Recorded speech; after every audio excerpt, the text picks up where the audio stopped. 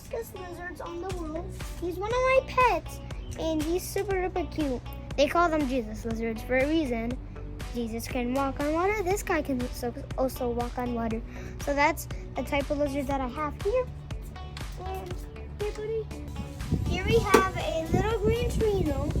They are one of the most coolest lizards that I catch, and they're very hard to catch. Like, look at the color of that. Here, buddy. Go. Dog is like climb right up and run away.